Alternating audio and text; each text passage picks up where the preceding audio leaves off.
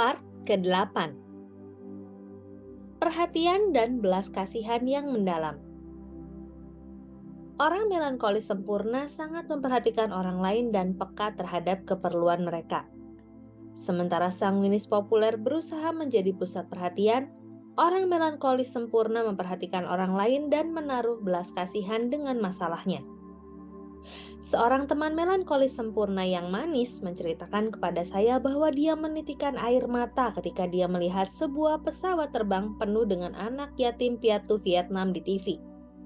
Sementara hatinya merasa iba pada mereka, suaminya, seorang koleris yang kuat, bertanya, "Apa yang kau tangisi? Kau tidak kenal satu pun di antara mereka." Ketika kami pergi menonton pawai, Fred terharu melihat Old Glory, bendera Amerika, ketika lewat dan terusik oleh pikiran tentang semua laki-laki Amerika yang mati untuk negaranya. Pada saat bersamaan, saya memeriksa orang banyak untuk melihat kalau ada orang yang saya kenal dan berharap bisa melangsungkan pesta sesudah pawai. Orang melankolis sempurna bisa menjadi penasehat yang baik sekali karena mereka mempunyai kemampuan yang mendalam untuk melihat ke dalam hati orang lain.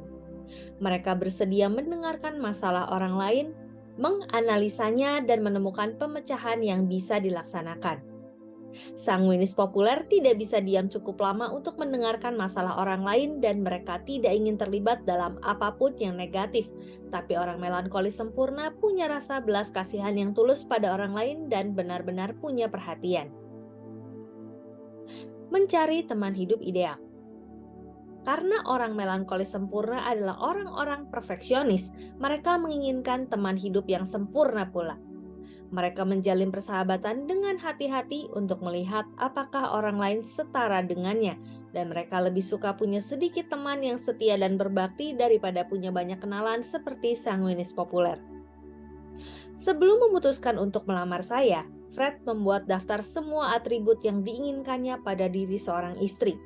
Dia memeriksa diri saya pada semua butir ini dan mendapatkan bahwa saya memenuhi kira-kira 90% dari apa yang diinginkannya. Dia memperhitungkan bahwa dia punya waktu seumur hidup untuk membentuk 10% sisanya.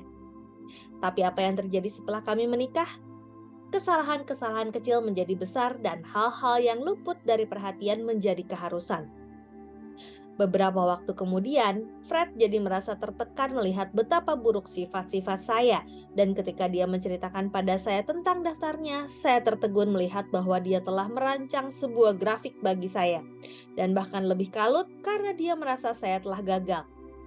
Kalau saja kami sudah mengetahui tentang watak-watak pada waktu itu, saya bisa memahami daftarnya dan keinginannya akan kesempurnaan, dan dia bisa menyadari standarnya terlampau tinggi bagi sanguinis populer.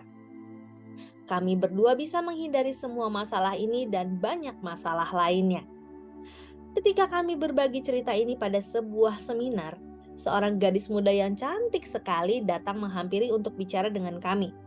Bertahun-tahun sebelumnya, dia telah membuat daftar 12 ciri khas suami yang sempurna dan menggunakan daftar itu untuk mengukur pemuda yang dikencaninya. Pemuda yang terbaik memiliki 9 sifat dan dia bertunangan dengan pemuda itu selama 7 tahun, menunggu sampai si pemuda mengalami peningkatan. Kami menyarankan agar dia belajar menerima pemuda itu seperti apa adanya, atau membebaskannya sehingga dia bisa menemukan gadis yang daftarnya hanya 9 ciri khas atau kurang. Dia memberitahu kami kemudian bahwa dia telah memutus pertunangan mereka. Mencari yang ideal dalam hidup merupakan tujuan yang positif, tapi kita harus menyadari bahwa kita tidak akan menemukan orang yang sempurna.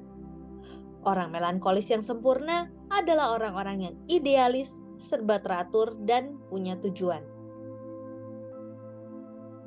Demikian Personality Plus bab keempat.